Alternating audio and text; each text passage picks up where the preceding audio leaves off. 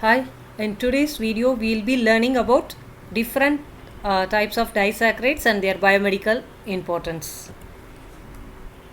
When two monosaccharides are connected together by a glycosidic linkage, it is called as a disaccharide. Example for common disaccharides are sucrose, maltose, lactose, isomaltose, triglyceride, cellobiose, etc. They are soluble in water, sweet in taste, and the molecular formula for a general disaccharide is C12H22O11. So these glycosidic bonds are readily hydrolyzed by acid. Hence, the hydrolyzed components will yield free monosaccharides. Classification of disaccharide. It can be classified into non-reducing sugars and reducing disaccharides. Non-reducing disaccharides are always called as glycosides. Okay, they are connected with glycosidic linkage. Hence, glycosyl glycosides. Reducing sugars are either it can be glycosyl aldoses or glycosyl ketoses. Among the non-reducing sugar, again the linkage can be between C1 and C1 glycosidic linkage, or it can be C1 C2 glycosidic linkage. For C1 glycosidic linkage, triglyceride will be an example. For C1 C2 glycosidic linkage, sucrose can be an example. Under reducing sugar, you have different linkages like C1 C4 and C1 C6 linkages. Okay, under C1 C4 linkage, the common examples are lactose, maltose, cellobiose. Under C1 C6 glycosidic linkage, gentabiose, mellibiose, and isomaltose can be considered as examples. Reducing and non-reducing disaccharides. So what is meant by reducing and what is meant by non-reducing sugars? So if the sugar contains any carbonyl group, any one free carbonyl group, either aldehyde or ketone group, means they will exhibit reducing property and can form ozones, undergo mutar rotations. So these sugars can be considered as reducing sugars. Example, lactose and maltose.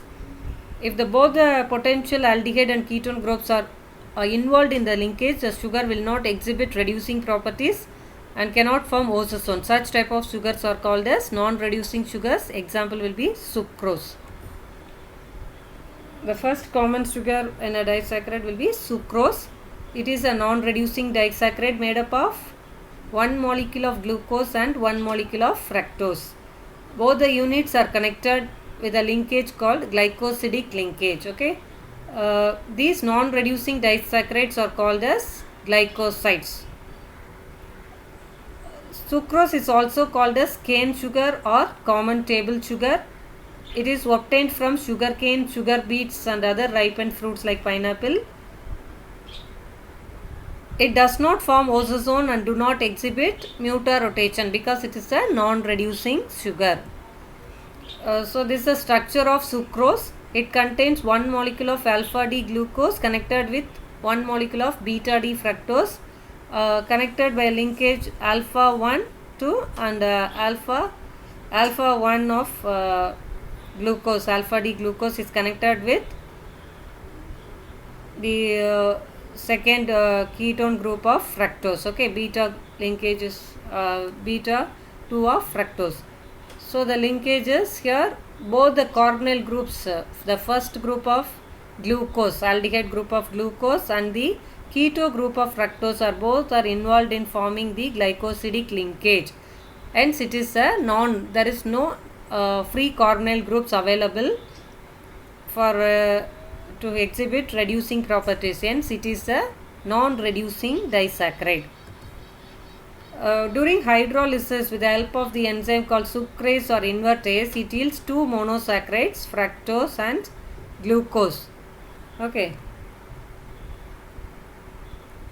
So after hydrolysis, this sucrose is called as invert sugar. Okay, honey contains most amount of sucrose in the form of invert sugar. Invert sugar is sweeter than sucrose. So what is meant by inversion of sucrose? Okay, so before hydrolysis, if you see the optical rotation of sucrose, it will exhibit dextrorotatory. The optical rotation is found to be plus 66.5. but the hydrolytic products are found to be levorotatory with negative sign 28.6. Okay, because the levorotation of fructose minus 92 is greater than the dextrorotatory of D-glucose plus 52.5. Such a change in optical rotation of sucrose from dextro form to levo form due to hydrolysis is known as inversion of sucrose. Okay, so before hydrolysis sucrose is dextrorotatory. After hydrolysis it becomes levo form. So such a change in optical rotation from dextro to levo form is called as inversion of sucrose. Equal mixture of glucose and fructose thus formed will be called as invert sugar. Example for invert sugar is sucrose. Biomedical importance of sucrose. It is used as a table sweetener for food items like coffee, tea, milk, etc. It is sweetest of all the three common disaccharides. It is even sweeter than glucose but less sweeter than fructose. In the case of diabetic patients, sucrose should be avoided and artificial sweeteners like aspartame and saccharin are advised. A saccharin is about 400 times sweeter than sucrose. Aspartame is a synthetic dipeptide. So this is the structure of saccharin. It is made from toluene. Okay, aspartame is 160 times, whereas saccharin is 400 times sweeter than sucrose. This aspartame is 160 times sweeter than sucrose. Structurally, when you see aspartame, it is a dipeptide made up of two amino acids that occur naturally in proteins, aspartic acid and phenylalanine, and it is sold under the trade name NutraSweet. So these are artificial sweeteners. Okay, sucrose is a natural sweetener. Some common synthetic or artificial sweeteners are saccharin and aspartame. Trehalose, again this is a non-reducing disaccharide like sucrose. It is made up of two molecules of glucose connected with alpha 1 and alpha 1 glycosidic linkage. Okay, it is a major circulating fluid among the insects. Mainly it is called hypolymph, that is hemolymph. It is widespread in bacteria, fungi, yeast, insects and plants, but absent in vertebrates. It's a major sugar in blood of insects, hemolymph, and it is used in energy activities like flight. Okay, during when the insects fly, it needs more amount of energy. That energy is given by this disaccharide trehalose. Next disaccharide is lactose. It is a milk sugar. It is dextrorotatory. The specific enzyme which hydrolyzes the lactose is lactase, which is present in the intestinal juice. On hydrolysis, it yields one molecule of D-glucose and one molecule of D-galactose, because lactose is made up of two sugar, galactose and glucose.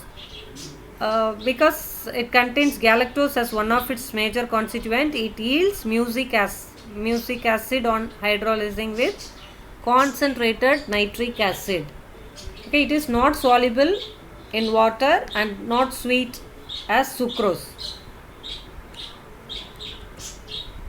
So this is the structure of lactose, milk sugar. Okay, galactose, it is made up of 1 unit of galactose and 1 unit of glucose linked with beta 1,4 glycosidic linkage. Okay, it's a reducing sugar. Why it's reducing sugar? Because here the carbonyl, the aldehyde group of first sugar galactose is connected with the fourth carbon group of glucose. So this first aldehyde group in glucose is free to exhibit reducing property. Okay, the carbonyl group here is not involved in any linkage, hence this carbonyl group is free. In the case of lactose, one carbonyl group is free to exhibit reducing properties and undergo muta-rotation, etc. So it is an example for reducing disaccharide. It forms ozozones, whereas non-reducing sugars will not form ozozones. Okay, So on hydrolysis, lactose will yield two monosaccharides, D-glucose and D-galactose. You can distinguish lactose simultaneously from sucrose and other monosaccharides like glucose, galactose and fructose with the help of a test called Ferrand's test.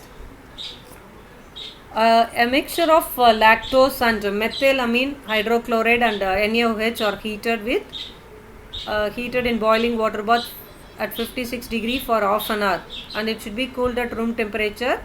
The formation of red color will confirm the presence of lactose, and it will distinguish the lactose from other sugars. As one of the aldehyde group is free, it exhibits reducing properties and can form ozone. When you take the crystals, when you view the crystals of ozone in microscope, you can see a hedgehog shaped or powder puff. A tennis ball shaped structure can be seen. As an anomeric carbon of glucose is free, it can form alpha and beta forms and exhibit muta rotation. So this is a ozone, okay, lactose, a powder puff shaped structure or tennis ball structure, okay, a cotton ball like structure can be viewed. Biomedical importance of lactose.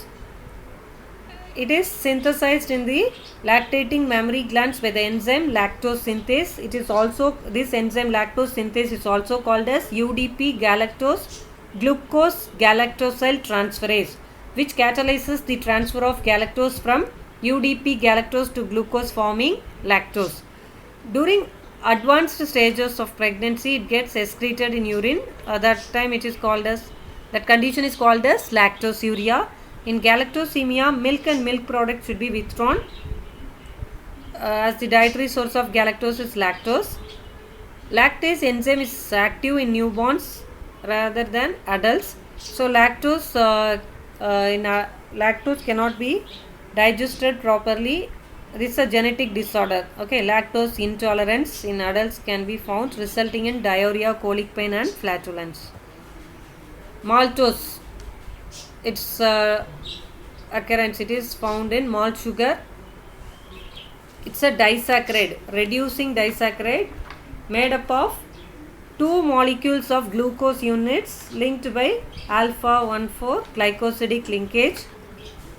Okay. On hydrolysis, it will yield two molecules of glucose with the help of the enzyme maltase.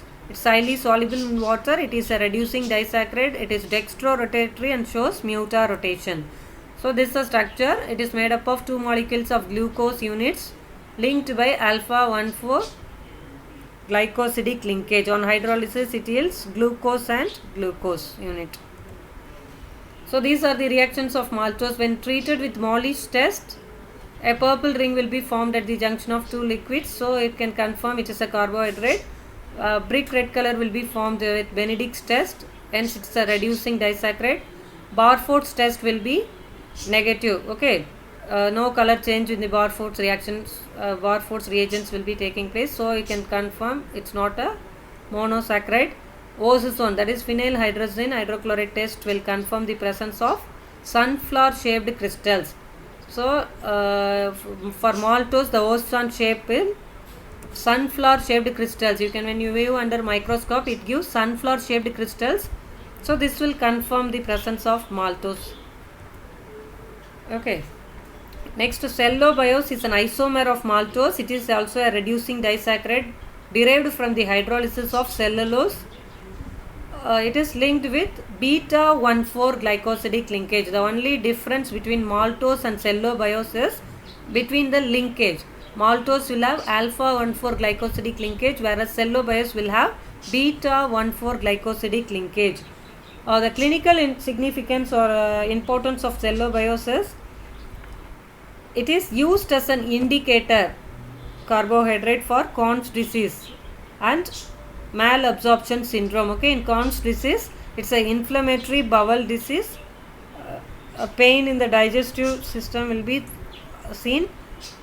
Abnormal pain, severe, leading to abnormal pain. It's an inflammation of the digestive tract. So abnormal pain, severe diarrhea, weight loss, malnutrition, fatigue. Okay, all this will be the symptoms of Crohn's disease. Cellobiose is an indicator of this, main indicator for this inflammatory bowel disease, Crohn's disease. Okay. Isomaltose, it is also a reducing sugar. It contains 2 glucose units linked by alpha 1,6 linkage. The first carbon of glucose residue is attached to the 6th carbon of another glucose residue through a glycosidic linkage. Partial hydrolysis of glycogen and starch produce isomaltose.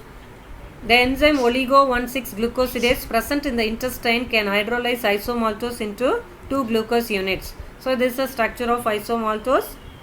On hydrolysis, it will yield 2 glucose units. The biomedical importance of isomaltose is it serves as an energy source for energy. It serves as a source of energy and helps in digestive process. Okay. This is all about disaccharides. Thank you for watching this video.